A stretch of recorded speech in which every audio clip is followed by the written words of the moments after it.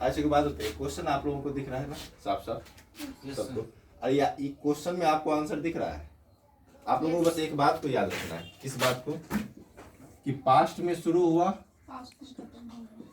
Past में खत्म होगा, पास्ट में शुरू होगा, पास्ट में खत्म होगा। मतलब उसके रास्ते में जो कुछ भी आएगा, मान लीजिए पास्ट में शुरू हुआ और शुरू और अंत नहीं देखना, उस रास्ते में यानी पूरा सेंटेंस को भी पढ़ना है, और सेंटेंस में कहीं भी प्रेजेंट दिख रहा होगा तो वो भी पास्ट हो जाएगा, और जो शुरुआत का गलती आपको दिखेगा वही आपका गलत माना जाएगा। क्लियर है? पास्ट में शुरू हुआ, पास्ट में खत्म होगा। आपको 6 सवाल दिए गए हैं, आपको 5 मिनट का टाइम दिया जाता है। आप लोग बनाएं, लिखें इसको और बनाएं। पहले खुद से बनाएं, फिर मैं बताऊंगा।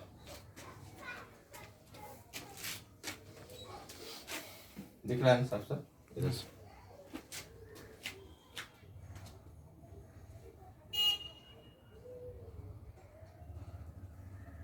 जल्दी जल्दी लिखें।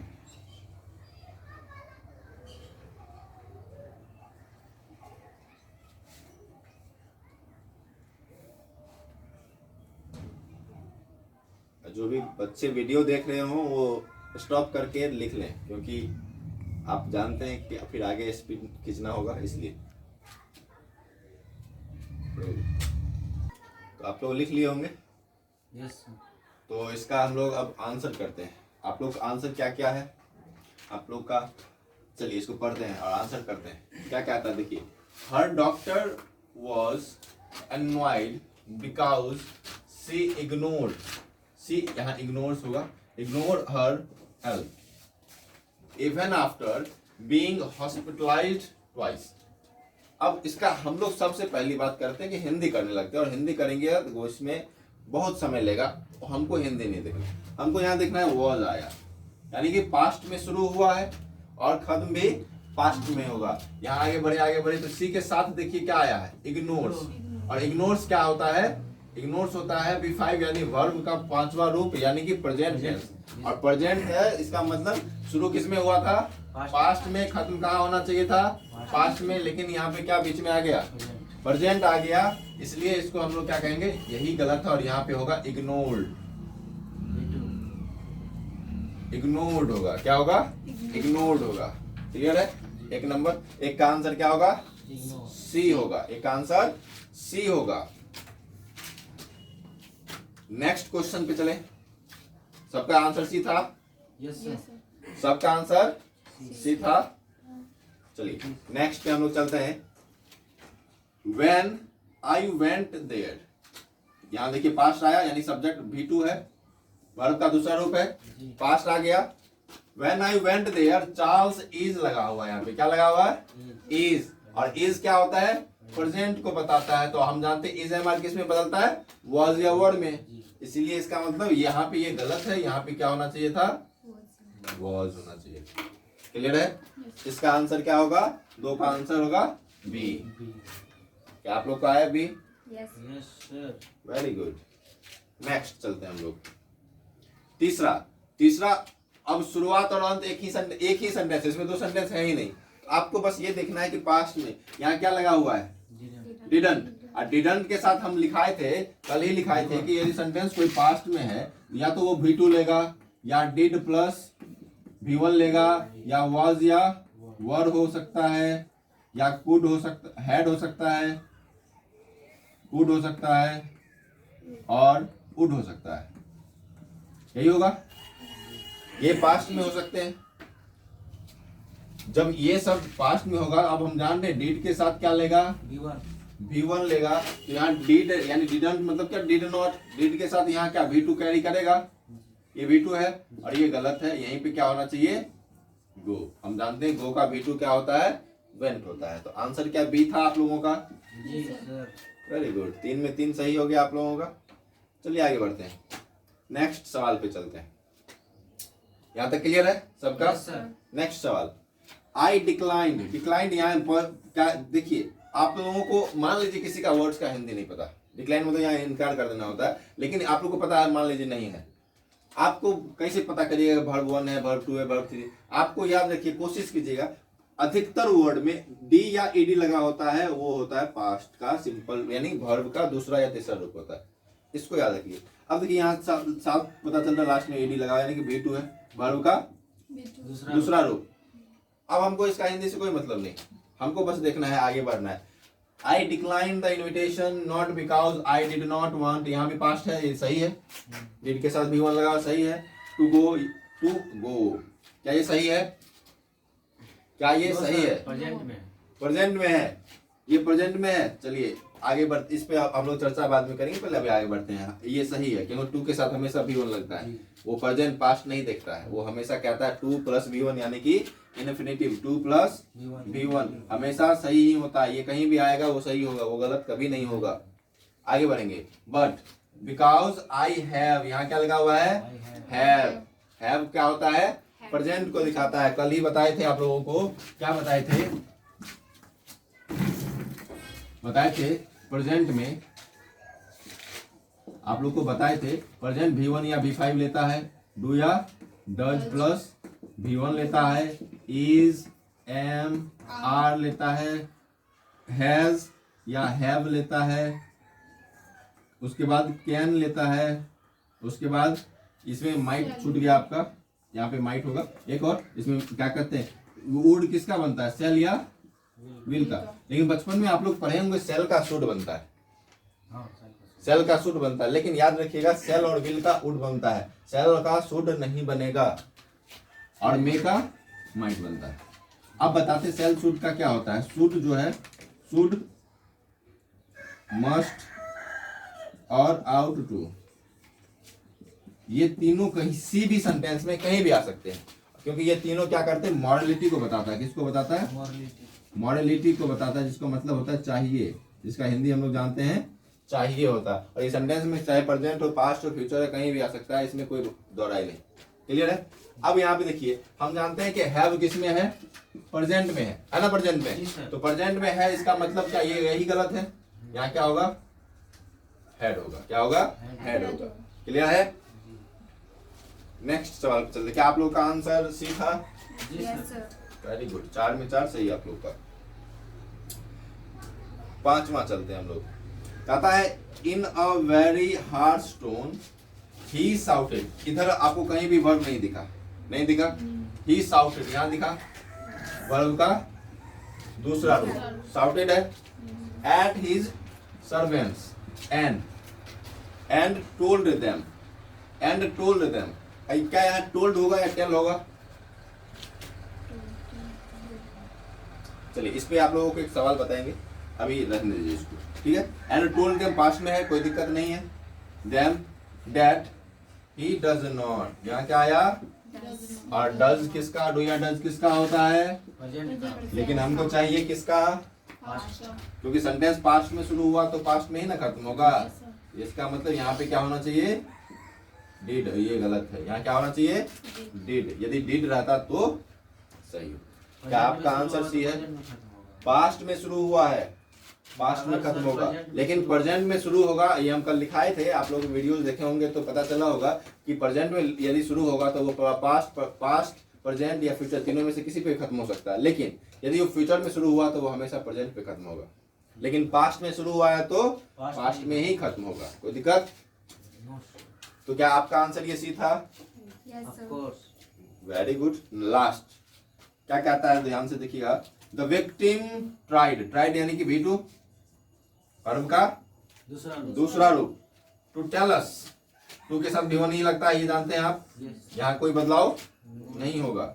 व्हाट हैज, यहाँ क्या आया? हैज। और हैज जानते हैं हम प्रेजेंट होता है, यहाँ पे क्या होना चाहिए? हैड होना चाहिए।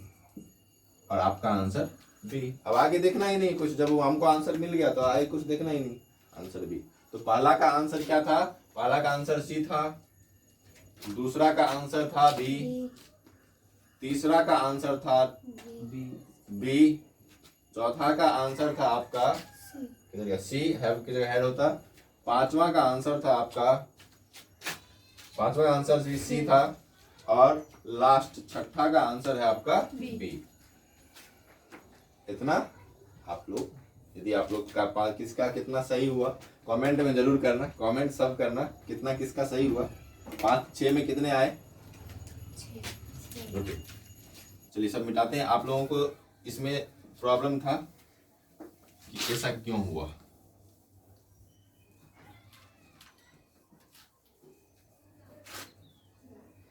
इस क्वेश्चन को हम लोग फिर से देखेंगे।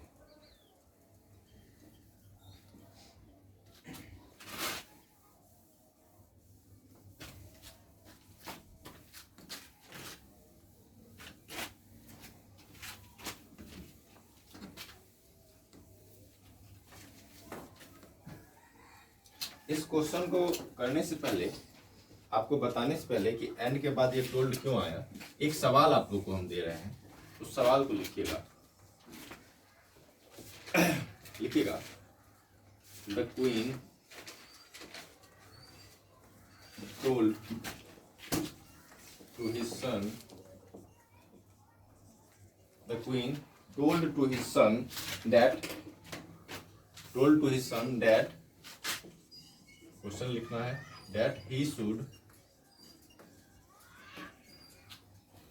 go to the forest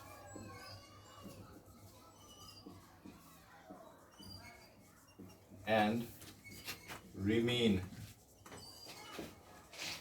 there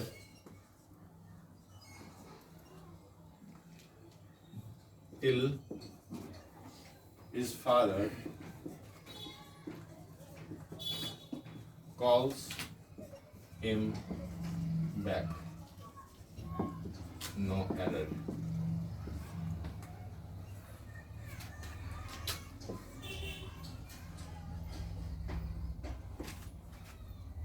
ये हो गया आपको डी, ये हो गया आपको बी, एक मिनट, तो queen told to his son, ये ए हो गया, ही शुड टू गो, ये हो गया बी, ये हो गया आपको सी, और ये हो गया आपको डी, और ये हो गया ई। आपको ई तक ऑप्शंस हैं, आपको इसका आंसर्स देना है, आंसर देना है कि इसमें आंसर क्या होगा, क्या एरर है। ध्यान से देखिएगा, जल्दी जल्दी बताइए।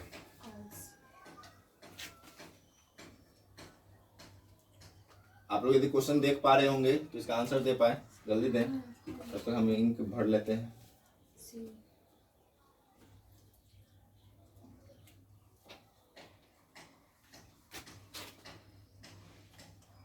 क्या आप लोगों को आंसर दिख गया होगा? तो क्या आप लोग आंसर इसका ए कर रहे हैं, बी कर रहे हैं, सी कर रहे हैं, डी कर रहे हैं, क्या कर रहे हैं, आप लोग कमेंट कर सकते हैं चाहें तो।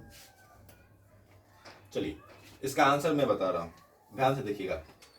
द क्वीन टोल्ड, यानी कि V2 पास्ट में शुरू हुआ, खत्म कहाँ होगा? पास्ट में। उसके रास्ते में जो कुछ भी आएगा पास्ट में होना चाहिए। बस अब आके देखिए क्या कहता है, to the queen told to his son that he should. हम जानते हैं शुड मॉडलिटी को बताता है, ये किसी भी सेंटेंस में आ सकता है, पास्ट में हो, प्रेजेंट में हो, फ्यूचर। शुड के साथ V1 लगा हुआ है, यानी कि हम जानते हैं जितने भी मॉडल्स हैं, जितने भी मॉडल्स जिसके भी है उसके साथ V1 का प्रयोग होता है। आप लोग जानते होंगे मॉडल्स कौन कौन होते हैं, आप लोग याद है?